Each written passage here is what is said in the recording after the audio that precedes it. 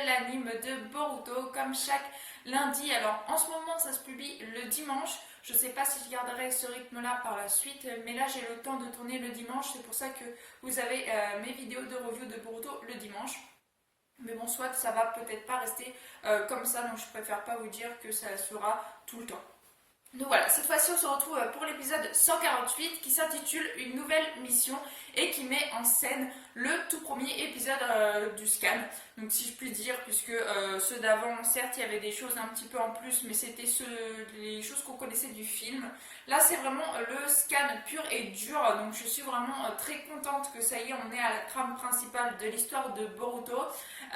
Qui promet, donc certes le tout premier arc justement avec les Mujina qui continue ce qu'on a vu avec la prison là où ils étaient aux épisodes précédents, ça continue donc l'histoire et ça l'a fini avec leur chef, etc. Mais je trouve que c'est un peu bof bof. Par contre après je sais pas s'ils vont nous rechier des épisodes hors série ou s'ils vont nous faire vraiment la suite, ce que je ne pense pas. Je pense qu'il y aura des hors série entre. Donc la fin des Mujina, moi personnellement je trouve ça bof bof, malgré qu'il y a un passage que j'ai vraiment super hâte de voir en anime, voir comment ils vont le retranscrire, parce que ça a l'air d'être quand même bien retranscrit en anime, donc j'ai hâte de voir un certain petit passage avec Boruto et Sarada. Mais à part ça, franchement l'épisode des Mujina pour moi il est très bof bof. Bref, c'est pas le sujet de cette vidéo, je vous en reparlerai à la fin de cet arc. Et donc on commence l'épisode avec Boruto qui se met à rêver et il rêve d'ailleurs du passage avec Momoshiki qui lui avait dit un jour tes yeux bleus te déposséderont de tout, et qui lui avait d'ailleurs donné le sceau du Kama, qui ne s'était toujours pas réveillé à partir de maintenant. Et on a Boruto donc qui repense à ça et qui se demande justement pourquoi est-ce que ce souvenir qui date quand même de pas mal de temps ressurgit maintenant depuis quelques jours. Donc ensuite il repense bien sûr aux paroles que Sasuke lui avait dit, comme quoi il n'avait pas vu, personne n'avait vu ce qui s'était passé sauf donc Boruto Momoshiki et Sasuke qui avait prédit avec son Rinnegan. Mais à part eux trois, personne n'est au courant et qu'il va falloir que Boruto se méfie de ce sceau qui est sur sa main, qu'il pourrait rentrer peut-être en éruption et qu'on ne s'y attende pas du tout. Donc là, Boruto est contraint de faire attention justement à ce fameux sceau et d'essayer donc de prévenir Sasuke donc quand il aurait plus de réponses sur ce fameux sceau. Donc ensuite on les voit en train d'effectuer une mission, qu'il faut qu'ils emmènent des voleurs, qu'il faut qu'ils kidnappent des voleurs parce que justement les voleurs ont volé quelque chose. Donc Boruto, Sarada, Mitsuki se mettent en charge de la mission et donc Sarada se dit que tout se passe comme prévu. Ils allaient les mener au quatrième qui se cachait dans l'ombre, alors parce qu'ils étaient que trois, et Boruto lui fonce tête baissée, il utilise un Rasengan sur ceux qui sont déjà là en face de lui, et du coup ce qui les empêche d'avoir le quatrième, celui qui se cachait dans l'ombre. Mais c'est Konohamaru qui a réussi, donc en gros la mission n'est pas mise en péril, mais Boruto aurait pu faire échouer la mission parce que justement il était trop dans le combat de ceux qu'on a, on va déjà les kidnapper, etc.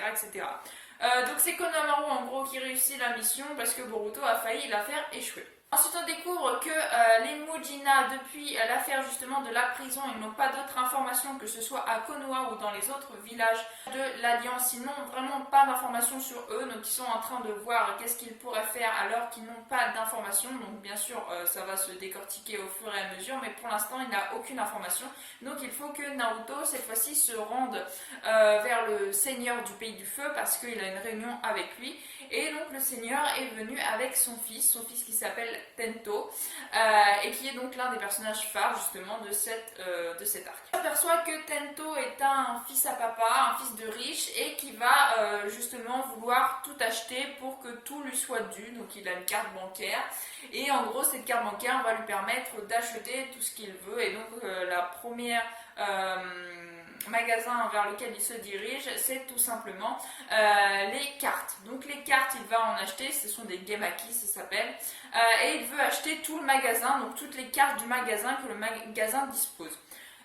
Juste avant que ça se produise, on a Boruto et tous les genin de Konoha justement qui eux-mêmes achètent quelques paquets, vraiment très avec leur argent de ninja, donc ils achètent 1, 2, 3 paquets, mais pas plus que ça. Et donc on a Boruto qui tombe toujours sur le Hokage et qui en a marre. Alors malgré que cette carte c'est l'une des plus rares de la collection, Boruto tombe donc une fois sur Naruto le 7ème, il l'avait déjà eu d'ailleurs, et il en a marre parce que voilà c'est son père et qu'il y a toujours une rancune entre les deux personnages, entre Naruto et Boruto.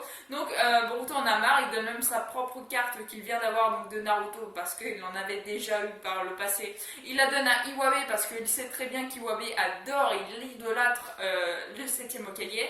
Et donc Boruto retente sa chance, il achète un nouveau paquet de cartes et cette fois-ci, là encore, il tombe sur Naruto le 7ème et cette fois-ci, il lui dit bon c'est bon, j'arrête, je ne prendrai plus de cartes.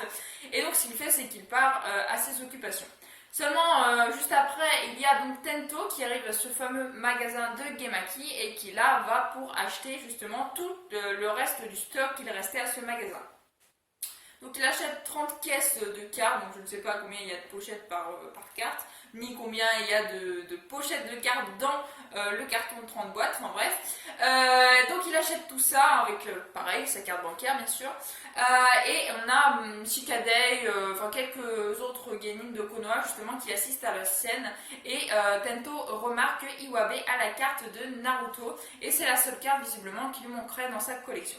Donc ce qu'il fait, c'est qu'il va voir Iwabe, il lui dit il me faut ta carte, c'est la dernière pour ma collection, combien t'en veux? Donc en gros il veut acheter la carte quoi. Donc Iwabe lui dit que non, elle n'est pas à vendre, il vient de la voir, etc. etc. Et l'idolâtre Naruto, il ne peut pas vendre cette carte, c'est pas possible pour lui.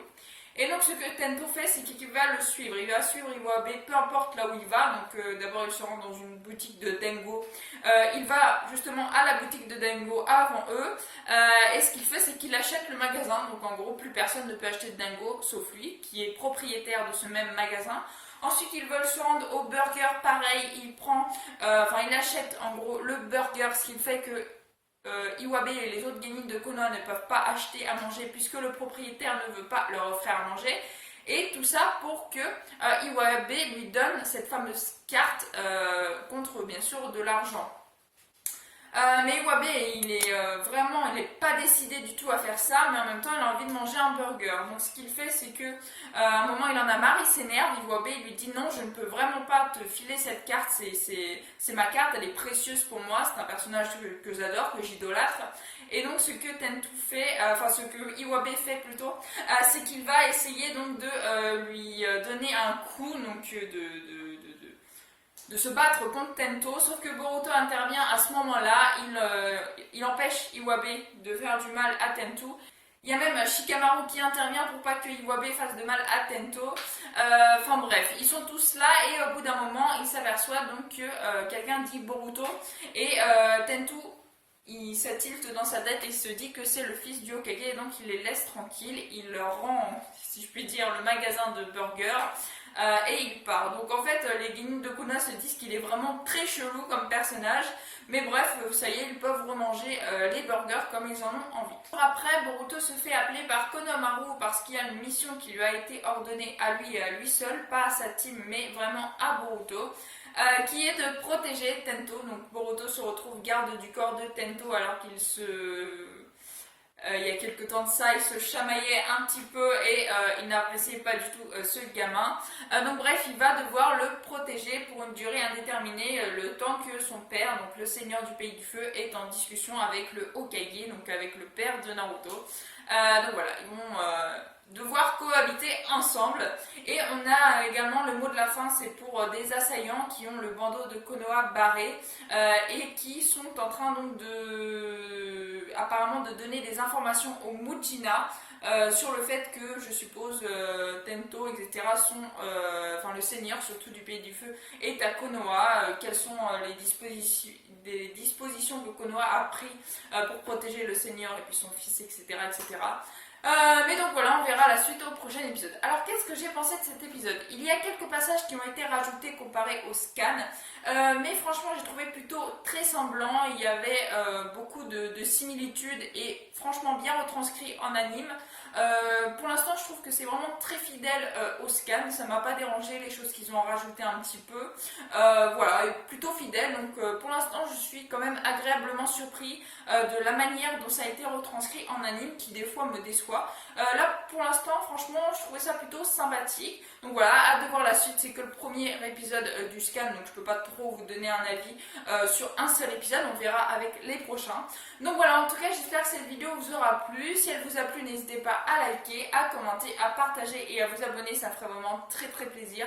Je vous souhaite une excellente fin de journée, portez-vous bien et moi je vous dis à la prochaine. Ciao ciao.